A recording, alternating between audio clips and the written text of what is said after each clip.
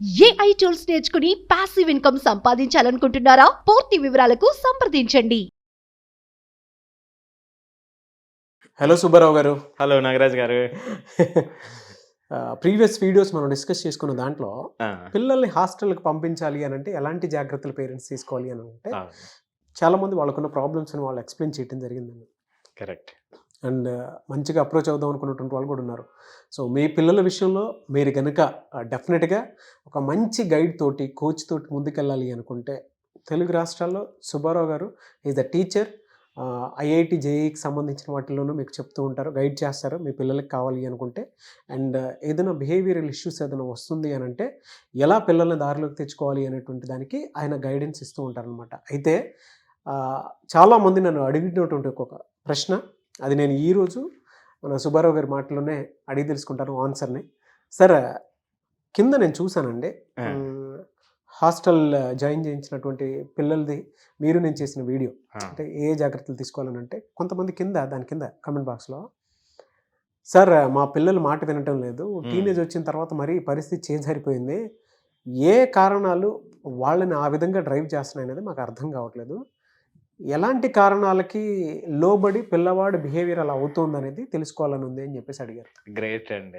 చాలా నాకు ఇష్టమైన టాపిక్ అండి.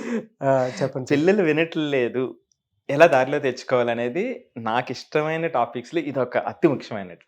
ఎందుకంటే ప్రతి చోట జరుగుతుంటుంది.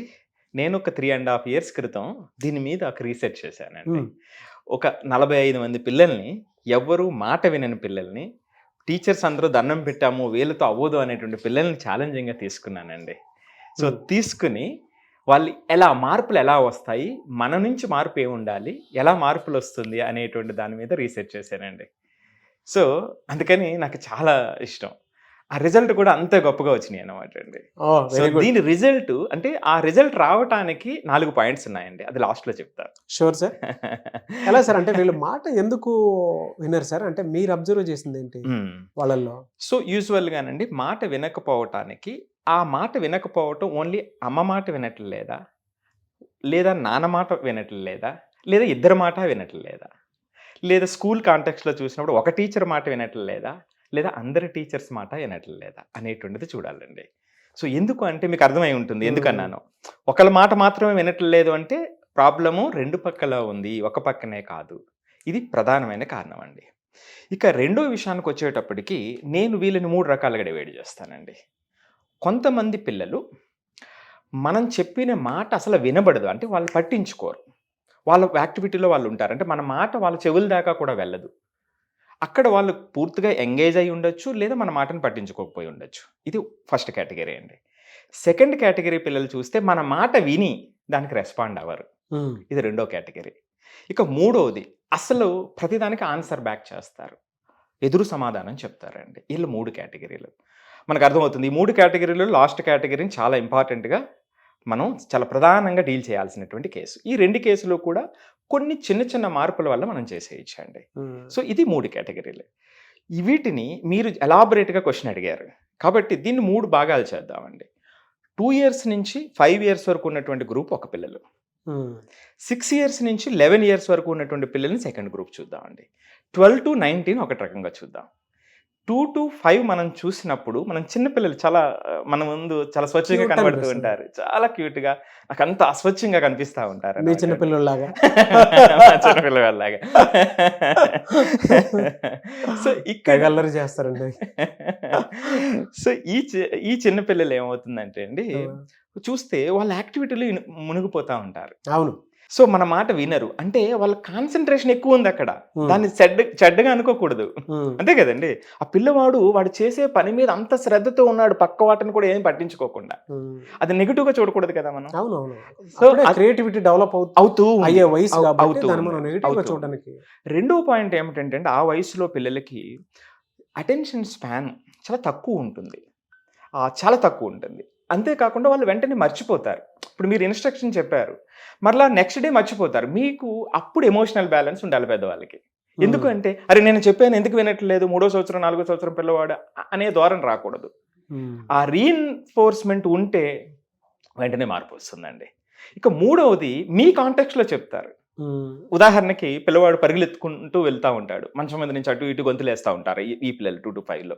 మీకు భయం వాడు పడితే ఏమి విరిగిపోతుందో అని, కానీ వాడికి ఆ భయం ఉండదు కదండి.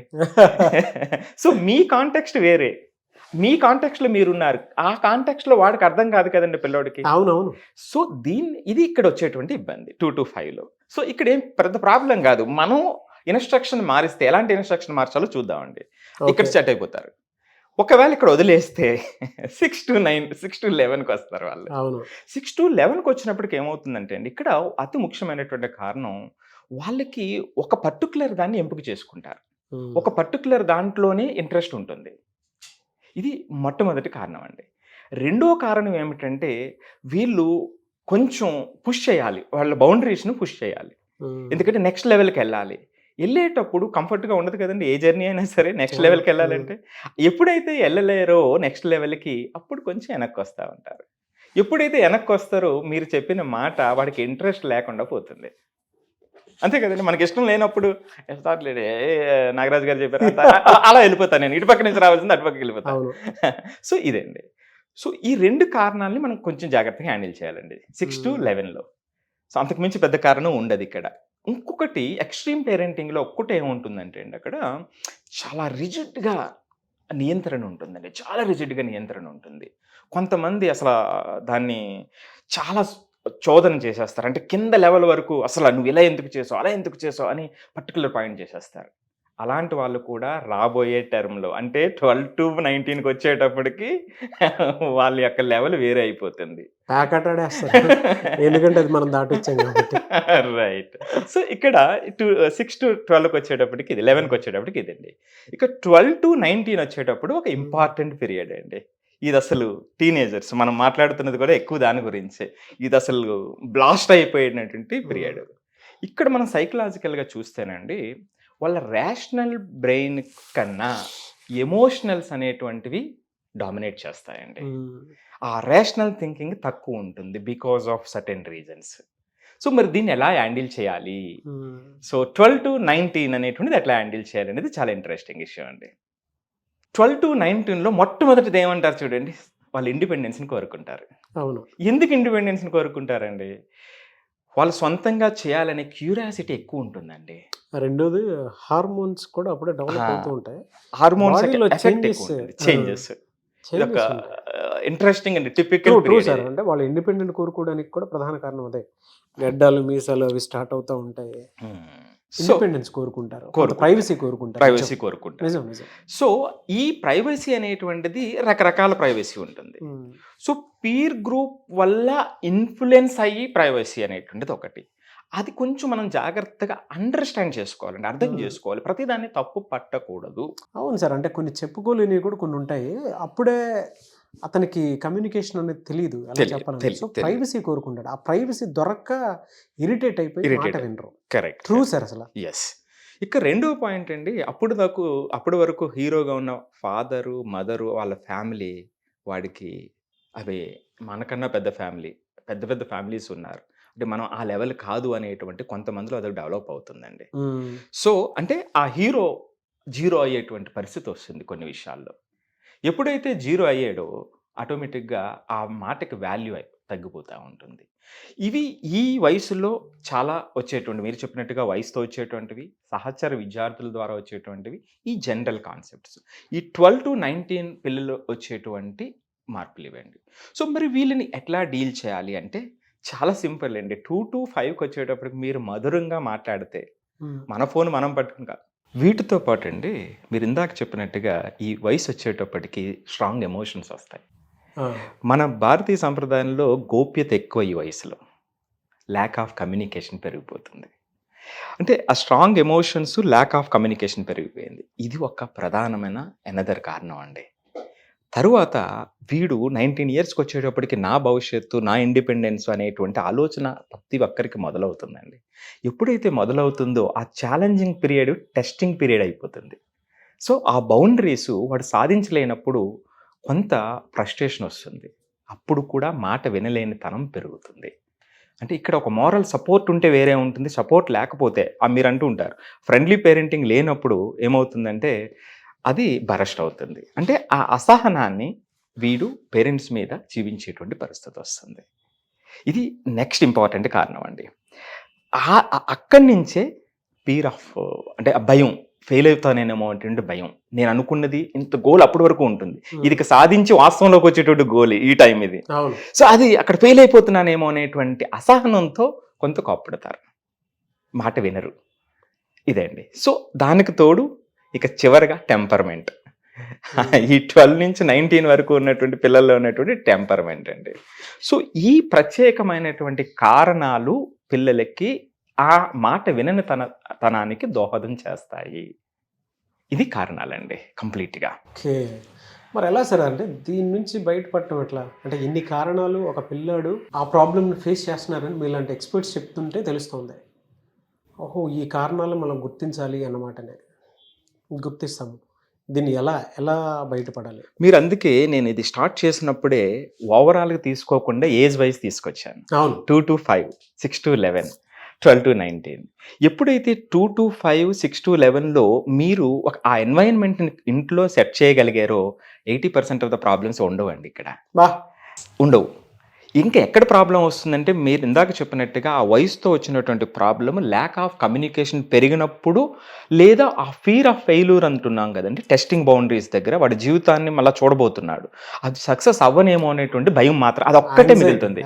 యాంగ్జైటీ పెరుగుతుంది అక్కడ. ఆ యాంగ్జైటీ పెరగటంతో పేరెంట్స్ మీద కాకపోతే ఎవరి మీద కోప్పడతాడండి. చాలా మంది పిల్లలు, మంచి పిల్లలు కూడా పేరెంట్స్ మీద కోప్పడుతూ ఉంటారు, సహజం అది.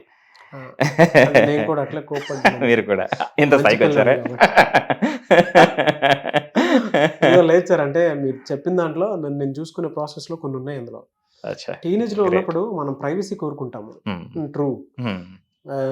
నేనైతే ఇంట్లో నుంచి బయటకు కూడా వచ్చాను కదా, దానికి తోడు ఇంట్రోవర్ట్ అవటం వల్ల, అంటే వాళ్ళు నేను మీకు కనిపించే మనిషిని, మీరు ప్రొఫెషన్ వైజ్ ఇది చూస్ చేసుకున్నాను, ఆప్షన్ లేదు. కరెక్ట్. స్టేజ్ మీద నుంచి ఉంటే సీన్ వేరే ఉంటుంది, అంటే ఇంకొకళ్ళు కూడా కనిపించడం ఆ రేంజ్ లో మాట్లాడగలను. అపార్ట్ ఫ్రమ్ దాట్, నా చిన్నప్పుడు అంటే నేను పీజీ ఫినిష్ అయ్యేంత వరకు, పోస్ట్ గ్రాడ్యుయేషన్ నాకు ఆంధ్ర యూనివర్సిటీలో వచ్చిన తర్వాత, అంటే నా పీజీ ఫినిష్ చేసిన తర్వాత నేను ఇలా ఉండాలి అనేటువంటి ఆలోచన వచ్చింది. బయటకు వచ్చేవాళ్ళం కాదు. ఇంట్లో మా ఫాదర్కి ఏం చెప్పలేకపోయేవాడిని. మా ఫాదర్ నన్ను అన్నీ అర్థం చేసుకొని తెచ్చిపెట్టేవాళ్ళు. అంటే ఇలా కావాలి, ఇలా కావాలి, ఇలా కావాలని చెప్పేసి. అండ్ కెరీర్ ఆప్షన్ కూడా ఏ విధంగా ఉండేది అని అంటే, నాకు కొంచెం ఫియర్ ఉండేది. అంటే నా మీద కాన్ఫిడెన్స్ నాకు చాలా తక్కువ ఉండేది. నేను షార్ట్గా ఉండేవాడిని, కొంచెం తెలియనటువంటి ఒక్కొక్క ట్రామా ఉండేది. రెండోది ఏంటంటే కంపారిజన్స్ ఎక్కువ ఉండేవి మైండ్లో, అంత రకాల కంపారిజన్స్ ఉండేవి. కమ్యూనికేట్ చేసేవాడిని కాదు, మొహమాటం ఎక్కువ ఉండేది.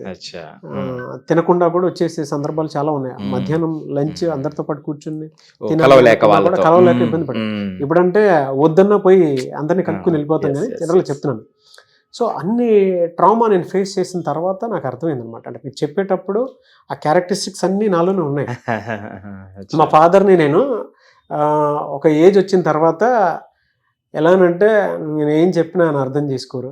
బయట వినరు, బయట పేరెంట్స్ ఎంత ఇదిగా ఉన్నారు, రిచ్గా ఉన్నారు, అది అనుకున్నాను. అది చాలా పూర్ ఫ్యామిలీ అన్నమాట. పూర్ అంటే గ్రౌండ్ అనుకోండి, ఇంకా చాలా గ్రౌండ్. మా ఊర్లోకి వెళ్ళి అడిగినా చెప్తారు, అంత గ్రౌండ్. ఆ జర్నీకి సెల్యూట్ ఎవరైనా సరే. ఇప్పుడు అందరికీ కూడా నేను చెప్తున్నది ఇదే. ఇప్పుడు ఆయన అన్నారు ఇంట్రోవర్ట్ గా ఉండేవారు, ఎవరితో దాని అర్థం మాట్లాడలేరు అని కాదు, అవసరమైనప్పుడు మాత్రమే మాట్లాడతారు. అది ఇప్పుడు అంబివర్ట్ గా మారి 2 రాష్ట్రాల నుంచి తొలగిస్తున్నారు. ఇప్పుడు క్లారిటీ వచ్చింది కదండి, ఎక్కడ మాట్లాడాలి, ఎక్కడ మాట్లాడకూడదు, ఎక్కడ నెగ్గాలి, ఎక్కడ తగ్గాలి. అది కూడా ఇంట్రోవర్ట్ ఉండడం వల్ల అది కూడా ఉంటుంది సార్. అంటే సరౌండింగ్ చదివే అవకాశం ఎక్కువ వస్తుంది, మనిషిని ఈజీగా అర్థం చేసుకుంటాం. అంటే ఆ గ్రహణ శక్తి, ఆ కాంప్రిహెన్షన్ అనేది ఉంటూనే ఉంటుంది. కానీ బయట వాళ్ళు ఏంటంటే తెలియని తనంతో ముద్రేస్తారు, వీడేం మాట్లాడట్లేదు, లేకపోతే అది ఇది అని. అవి బంధకాలు అయిపోతాయండి, వెనక్కి. కానీ నాకు అప్పుడప్పుడు మిమ్మల్ని చూస్తే ఒకటి అనిపిస్తుంది అనమాట, మీలాంటి ఒక గైడ్, కోచ్, మెంటర్ ఆ రోజుల్లో నాకు కనుక దొరుకుంటే సీన్ వేరేలా ఉండేదేమో అన్నట్టు అనిపిస్తుంది. ఎందుకు అని అంటే, పిల్లలకి ఏదైనా చెప్పేటప్పుడు ఎక్కడ మైనస్లో ఉన్నారు, ఎక్కడ ప్లస్లో ఉన్నారు అనేది మీరు ఒక థెరపీ లాగా తీసుకొని చెప్తూ ఉంటారు. సో అదే అవసరం కూడా వాళ్ళ మీలాంటి కోచ్ ప్రతి ఒక్క స్టూడెంట్కి అవసరం. ప్రతి ఇంట్లోనూ మీరు కావాలని మాత్రం కోరుకుంటాను నేను. Thank you. అది అవసరం సార్. అదే ఇది తప్పు ఇది రైట్ అని ఈ రోజుకి ఏదైనా చిన్న చిన్న తప్పులు ఎక్కడైనా కనిపిస్తున్నాయనంటే సుబ్బారావు గారు నాకు ఏమనుకోవద్దు, ఒక్కొక్క బ్రదర్లా చెప్తున్నాను అనుకో, లేదా ఒక కొడుకులా చెప్తున్నాను అనుకో అని చెప్పేసి చెప్తూ ఉంటారు. అంటే విషయాన్ని చూసి అబ్జర్వ్ చేసి చాలా సున్నితంగా చెప్తారు. ప్రతి పిల్లలకి పేరెంట్ చెప్పేటువంటి మాటలు వింటారో తెలియదు, కానీ ఒక గైడ్, కోచ్, మెంటర్, టీచర్ చెప్తే డెఫినెట్గా వింటారు. ఎందుకు అనంటే ఆ మాటలు పిల్లాడి మీద ఎప్పుడైతే పడతాయో దాని తాలూకు ప్రభావం క్రమశిక్షణలోకి ఆటోమేటిక్గా వస్తుంది. సో మీరు కనుక అంటే ఈ కారణాలతోటి మీ పిల్లల్ని బయటికి తీసుకురావాలి అనుకున్నటువంటి వాళ్ళు మన సుబ్బారావు గారు ఐఐటి కోచింగ్, జేఈఈ కోచింగ్ అవి ఇస్తూ ఉంటారు. వాటి మీద అవగాహన కలిగేలాగా, అంటే మేము పిల్లలు ఏ స్థాయిలో ఉన్నారు, ఏ స్టేజ్లో ఉన్నారు, దాని నుంచి ఎలా బయటపడాలి అనేటువంటి విషయాన్ని కూడా చెప్తూ ఉంటారు. సో లేదు పిల్లల బిహేవియర్ బాగాలేదు, ఎంత చెప్పినా వినట్లేదు అనుకున్నప్పుడు ఒక థెరపీలా ఉంటుంది. సో మనకి తెలుగులో పిల్లల మీద అవగాహన కల్పించి దాని నుంచి బయటపడేలాగా చెప్పేటువంటి వాళ్ళు తక్కువ మంది ఉంటారు. అందులో సుబ్బారావు గారిని మాత్రం మీరు కనుక కన్సల్ట్ అయితే డెఫినెట్గా మీకు క్లారిటీ వస్తుంది. సో అపాయింట్మెంట్ తీసుకుందాం అనుకున్నటువంటి వాళ్ళు ఉన్నారు. తప్పకుండా అండి. ఏదైతే నెంబర్ స్క్రోల్ అవుతుందో దానికి కాల్ చేసి వాళ్ళు అపాయింట్మెంట్ తీసుకోవచ్చు అండి. సో ఫైనల్గా వీళ్ళకి ఒక గిఫ్ట్ ఇద్దాం అనుకున్నా. చెప్పండి. 45 మెంబర్స్తో నేను చేసినటువంటి రీసెర్చ్ ఎలా మారారు ఆ పిల్లలు, ఎందుకు మారారు అనేది. సో సహజంగా అందరికి ఉపయోగపడుతుందని ఒక 4 పాయింట్లు చెప్తానండి. మొట్టమొదట యాక్సెప్టెన్స్ అండి. ఆ పిల్లలు అలా ఉన్నారు, నా పిల్లలండి, 45 మంది నా క్లాస్లో ఉన్న పిల్లలు. యాక్సెప్టెన్స్ చేసిన తర్వాత ఎంపతి అండి. వాళ్ళ కోణంలో ఆలోచించడం మొదలు పెడితే నాకు వాళ్ళ పెయిన్ అర్థం అవుతుంది. ఇది 2వ పాయింట్ అండి. ఇక 3వ పాయింట్ వచ్చేటప్పటికి మనం మాట్లాడేదానికి వెర్బల్కి నాన్ వెర్బల్కి సింక్ అండి.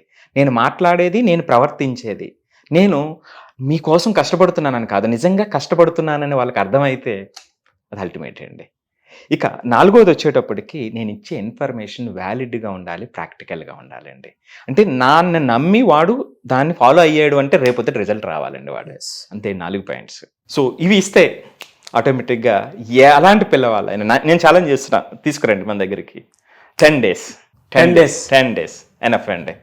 సో కొత్త ప్రపంచం వాళ్ళు చూస్తారండి డెఫినెట్గా. సో ప్రేమతో చెప్తున్నాను నేను. Thank you sir. అయితే చాలామందికి మీలాంటి మెంటర్, గైడ్, కోచ్ కావాలనుకున్నటువంటి వాళ్ళు ఉన్నారు. పిల్లల్ని ఐఐటి, జేఈఈలకు పంపించే ముందు సో మీ దగ్గర కొన్ని క్లాసెస్ తోటి ముందుకెళ్దాం అనుకున్నటువంటి వాళ్ళు ఉన్నారు. వాళ్ళకి ఏమైనా కోర్స్ ఉందా? అవునండి. సో దానికి చాలా చక్కగా మెంటర్షిప్ చేసామండి. పిల్లలు ఎక్కడైనా చదవనండి, జేఈలో కానివ్వండి, నీట్లో కానివ్వండి, ఇది ఛాలెంజింగ్ జర్నీ.